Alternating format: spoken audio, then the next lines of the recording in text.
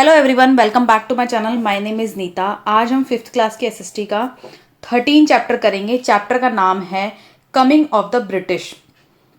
ठीक है, तो स्टार्ट करते हैं अपना chapter.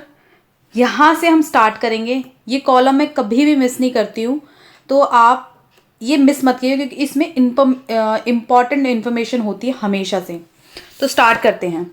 India was the wealthiest land in ancient time. प्राचीन समय से ही जो भारत एक समृद्ध भूमि रही है।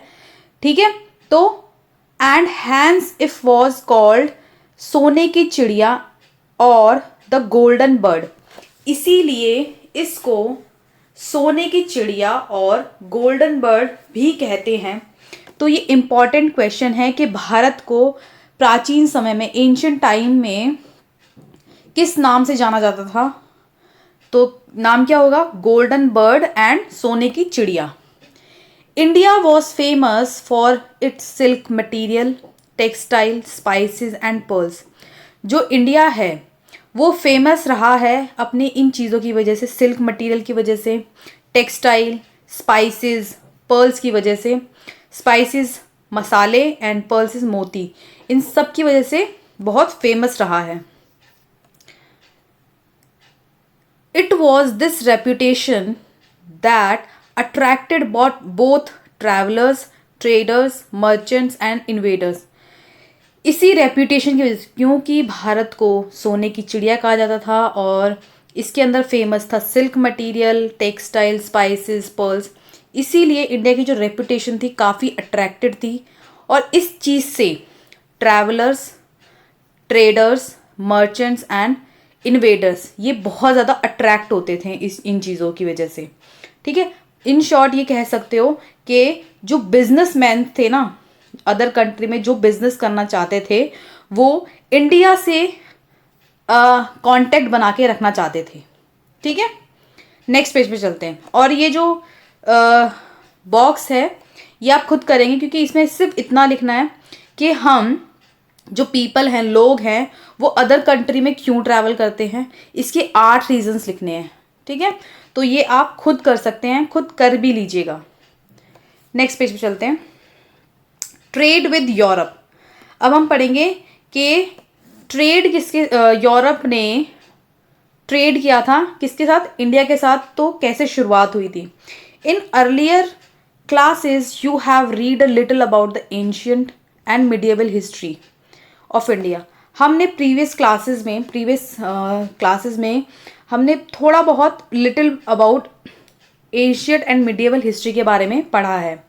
जो भारत की एंशियंट प्राचीन और मिडिएवल हिस्ट्री, माध्यमिक हिस्ट्री, जो इतिहास रहा है, पिछली क्लासेस में हमने भारत का वो पढ़ा है।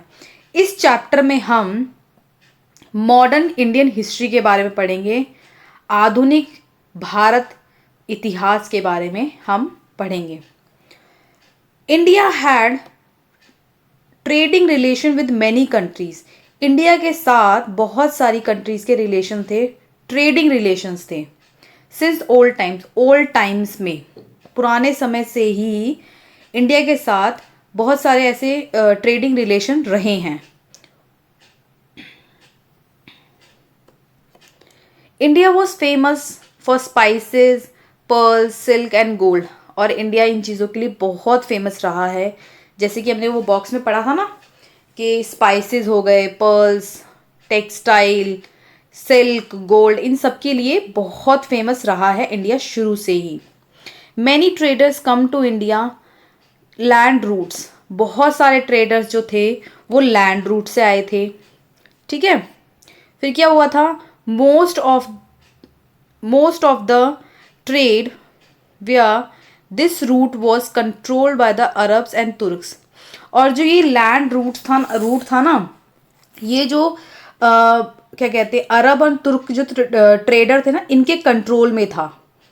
ठीक है, तो फिर क्या होता है? Who would charge taxes on goods that pass through the way. और क्या करते थे कि जो भी इन रूट से, इन लैंड रूट से जो भी क्रॉस करता था, तो इनसे ये बहुत भारी मात्रा पे गुड्स पे टैक्स लिया करते थे। That passes through the this way, ठीक है। स्पेशली स्पाइसेस और स्पेशली मसालों के ऊपर बहुत ज़्यादा टैक्सेस वसूल किया करते थे, चार्ज किया करते थे।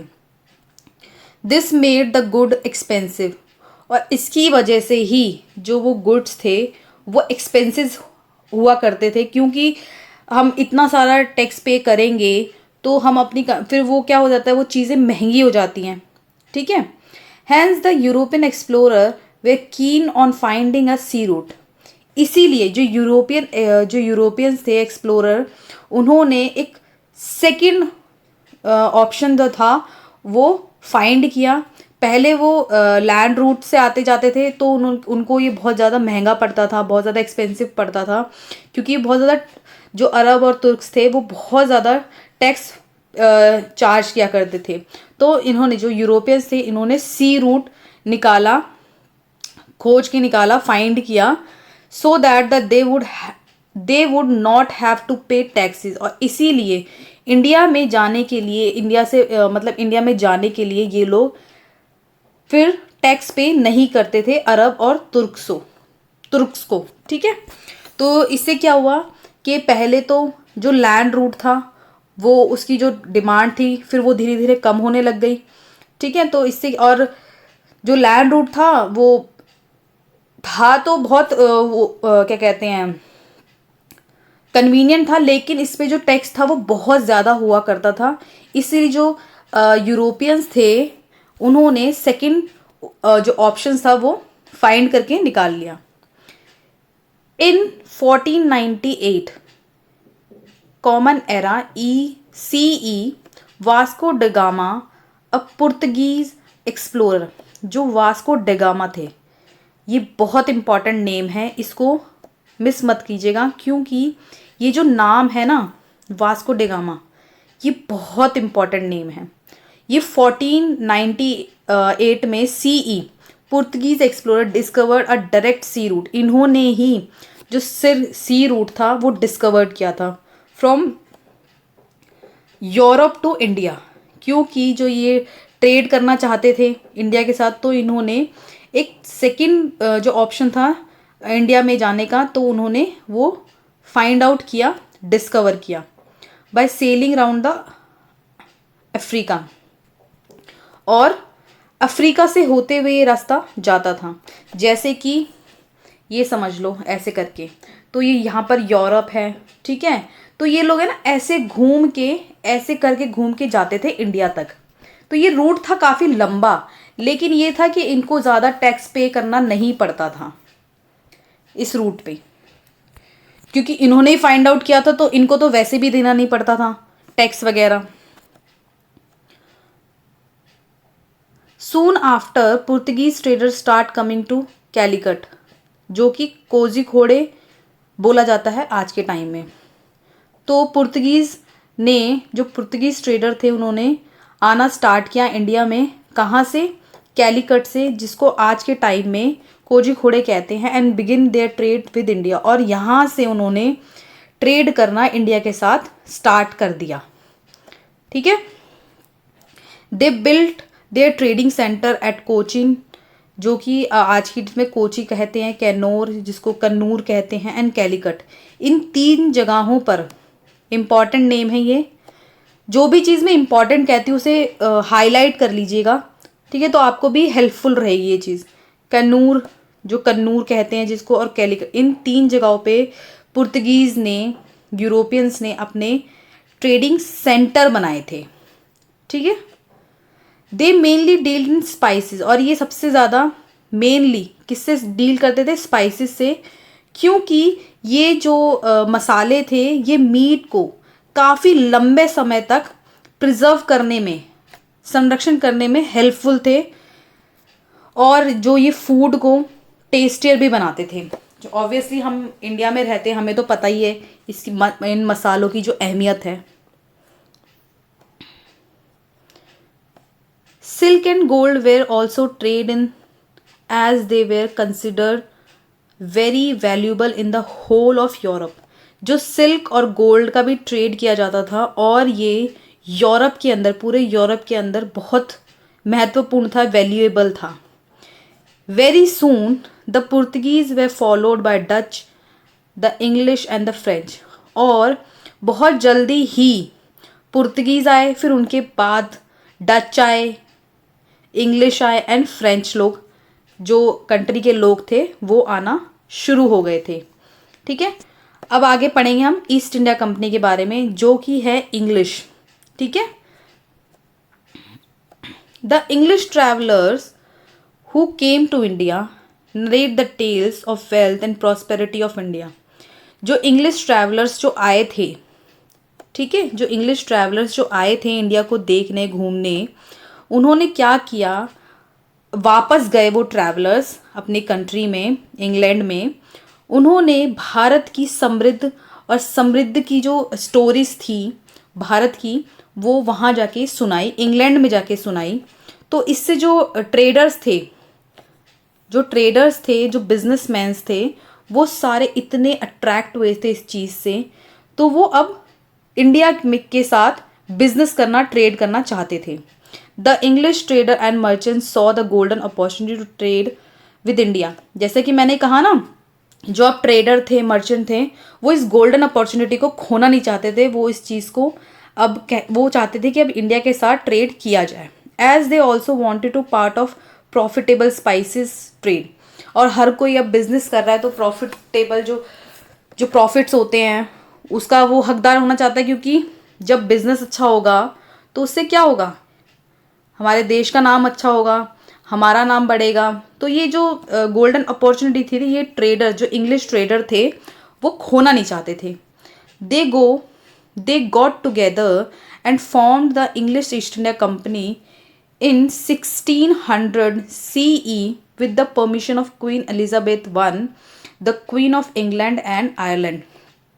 जो आयरलैंड और इंग्लैंड की जो क्वीन थी, क्वीन एलिजाबेथ वन, इन्होंने इनकी परमिशन से 1600 CE कॉमन एरा में ईस्ट इंडिया कंपनी को फॉर्म किया गया था।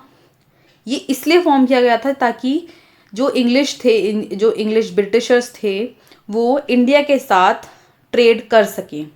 ठीक है, आई होप आपको ये चीज़ें समझ आ रही होगी, क्योंकि इंपॉर्टेंट चीज़ें हैं, मिस नहीं करना है आपको और अच्छे से समझते हुए चलना है। After getting permission from the Mughal emperor Jahangir, the east India company setup trade centre in Bombay, Madras respectively.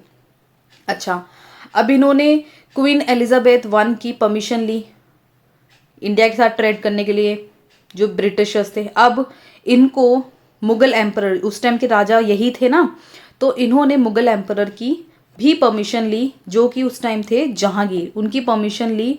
और फिर इन्होंने ईस्ट इंडिया कंपनी के जो ट्रेडिंग सेंटर थे उनको बिल्ड करना स्टार्ट किया। तो फर्स्ट कहाँ पर किया था, बॉम्बे में एंड मद्रास में। बॉम्बे को आज की डेट में मुंबई कहते हैं और मद्रास को चेन्नई कहते हैं। ठीक है, तो आई होप आपको ये पेज है, ये जो टॉपिक है, अच्छे से क्लियर हुआ होगा। ठीक है, अगर आपको एक बार चीज़ समझ में नहीं आ रही है तो उसको दोबारा से देखिए, क्योंकि थोड़ा मुश्किल हो जाता है कि एक बार में हर चीज़ क्लियर हो जाए। तो आप बार बार, एक दो बार आप देखोगे ढंग से वीडियो, तो आपको चीज़ें क्लियर हो जाएंगी। नेक्स्ट पेज पे चलते हैं आप।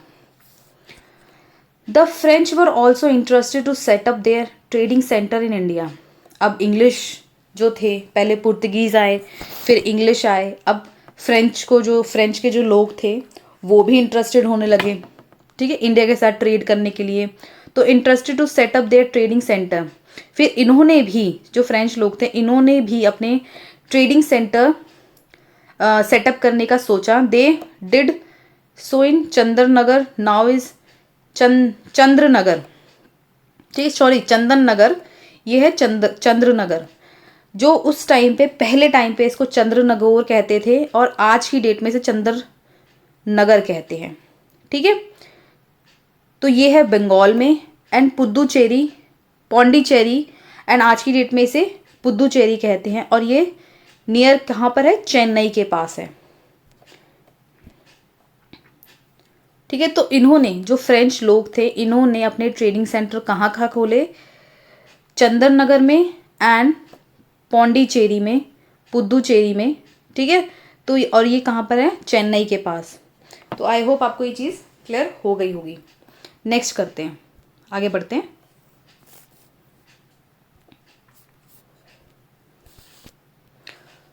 Bye the end of 17th century, अब 17th सेंचुरी का अंत होते होते the French and Britishers had establish trading settlement in India. अब 17th सेंचुरी का अंत होते होते जो फ्रेंच और ब्रिटिशर्स थे, इन्होंने अपना ट्रेडिंग जो सेटलमेंट था वो इंडिया में कर चुके थे with the permission from Mughal emperor.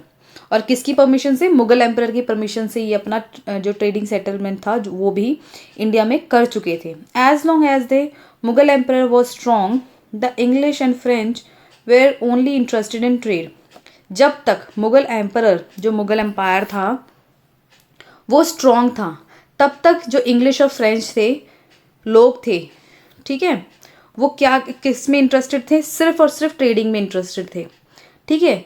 But with the weakening of the Mughal empire in 18th century, अब 18th सेंचुरी में जो मुगल एम्पायर था वो वीक होता गया, कमज़ोर होता चला गया। They started interested in political, और इसके बाद जो ब्रिटिशर्स थे और फ्रेंच थे वो पॉलिटिकल अफेयर्स में इंटरफेयर करने लग गए थे, ठीक है। Not only that several local leaders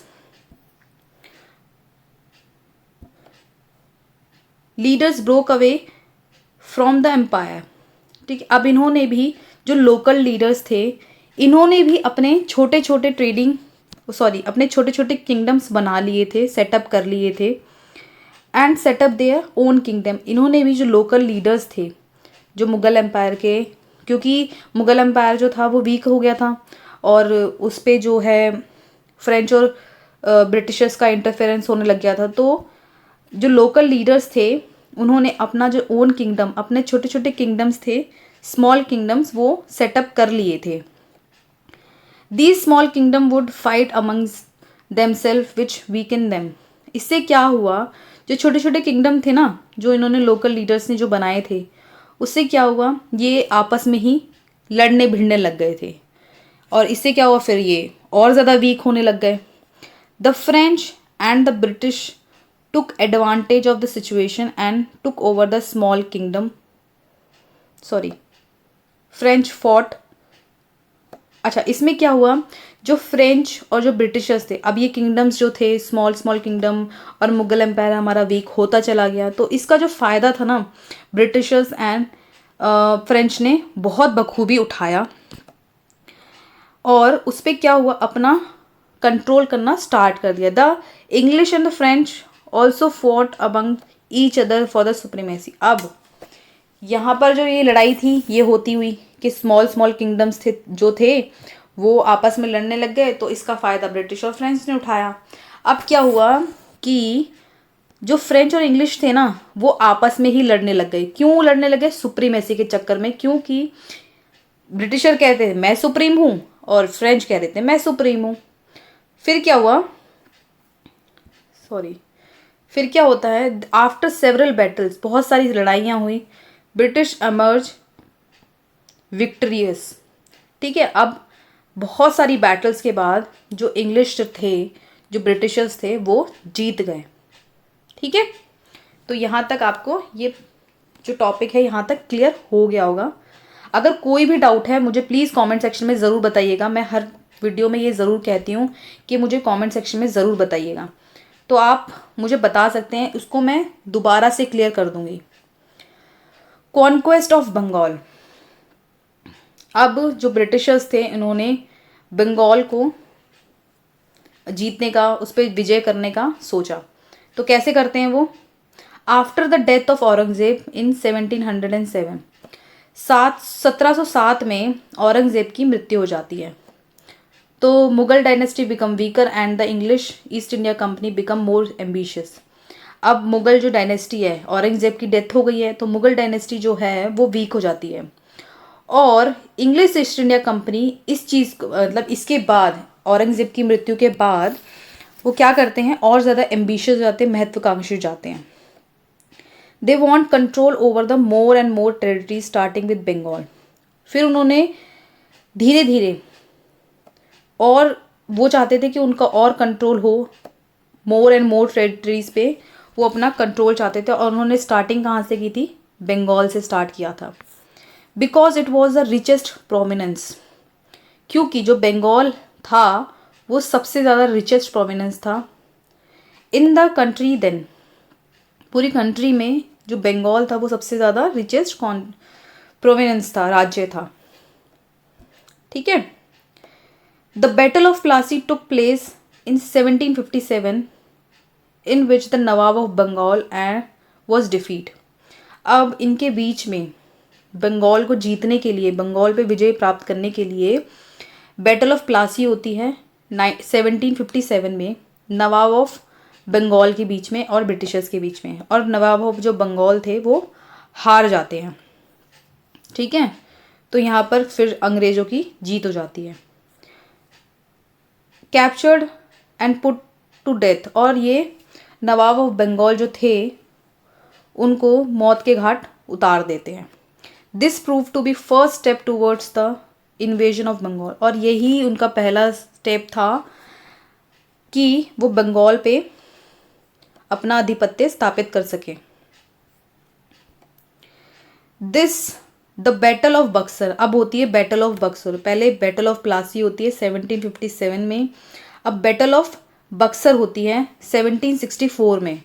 and was fought between the nawab of Bengal, Nawab of Awadh and Mughal empire together against the britishers. अब इनके बीच में बैटल ऑफ बक्सर होती है। किन किन के बीच में होता है? Nawab of Bengal, Nawab of Awadh and Mughal empire.